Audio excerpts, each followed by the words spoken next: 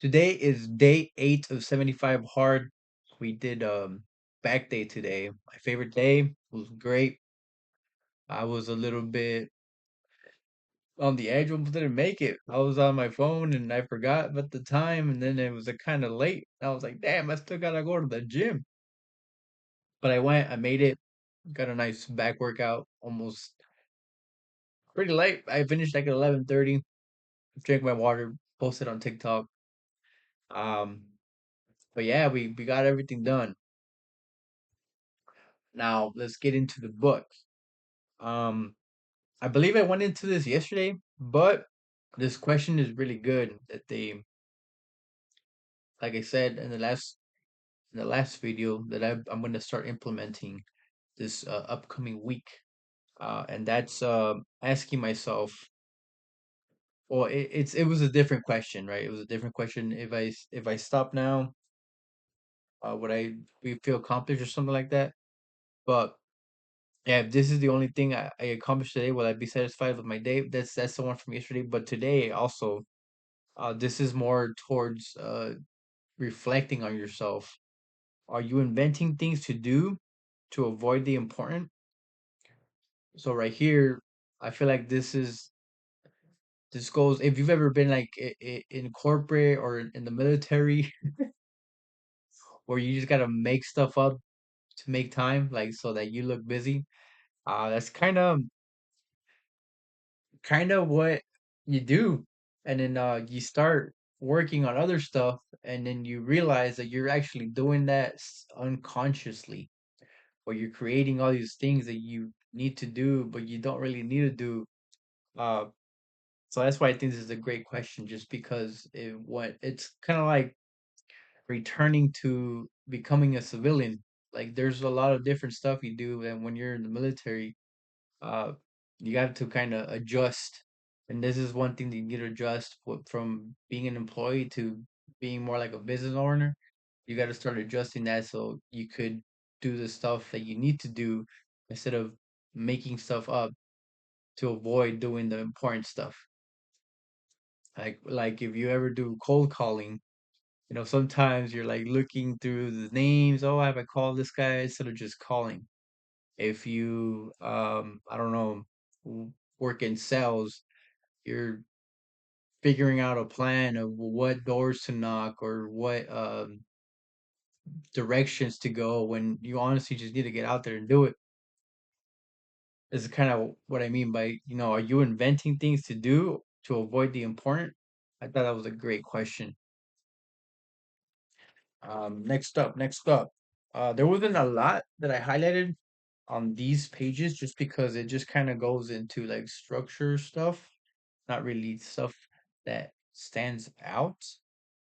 Um, but also this one right here. So, cultivating selective ignorance. It is imperative that you learn to ignore or redirect all information and interruptions that are irrelevant, unimportant, or unactionable. Most or all three. And he kind of goes into like watching the news, anything news related, where you kind of just sit there, look at the news, when you don't really need to do that. I mean, you could go a week or a month without uh, looking at the news, and you will probably be fine. And I like the way that he adds this. So he actually makes it a point to maybe learn what is going on in the world by asking other people. So now you're having connections, you're talking to strangers, you're uh, having conversations with other people. You just kind of ask them. Let me see, what is the question?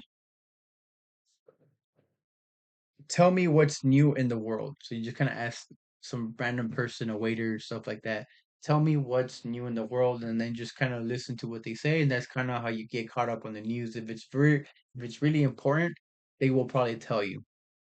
I thought that was genius. I'm like, it makes you kind of talk to people, as well as you don't lose time.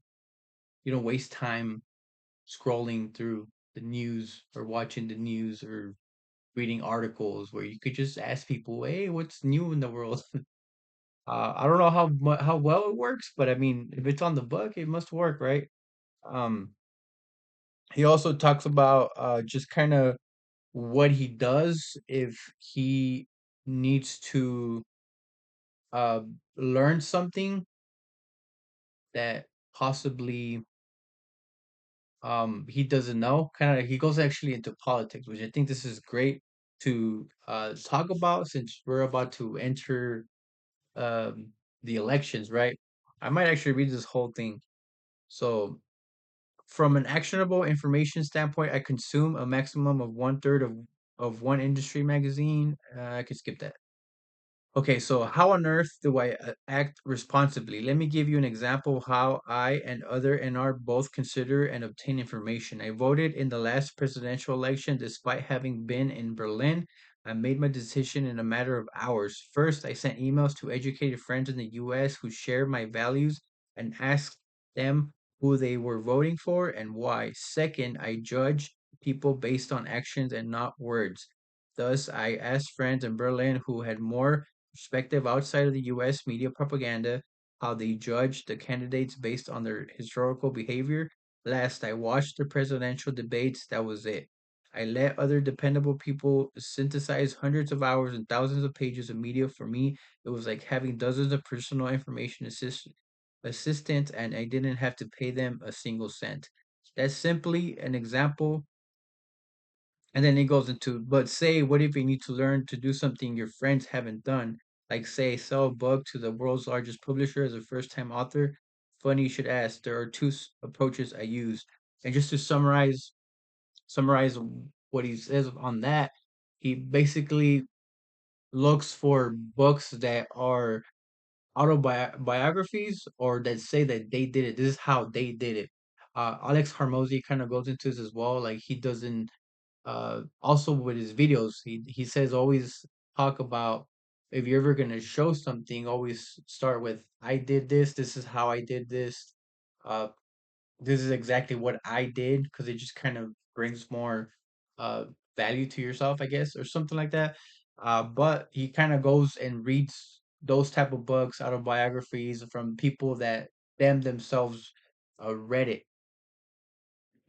um so like this, he doesn't go into stuff that may or may not have happened, like fictional. It just made up words that they add to the and I think that's genius. So this whole part of the book, I feel like it's very, very, very good to note, because like I said, we're in the election season right now, and some people probably don't follow politics. They don't really know too much about which president to choose. Um, and this could help those people just kind of, if you read this, if you're hearing this or watching this could help you figure out who to vote for, instead of scrolling through media and all that. Just kind of find some people that you respect, that that are really good into politics, and just kind of just ask them some questions. Hey, who are you voting for? Why? And have they done that made you want to vote for them? Um, what have they followed up on and actually went through with, etc. Stuff like that, so that you can choose um, a president within the next few weeks, instead of taking a long time, researching and doing it yourself.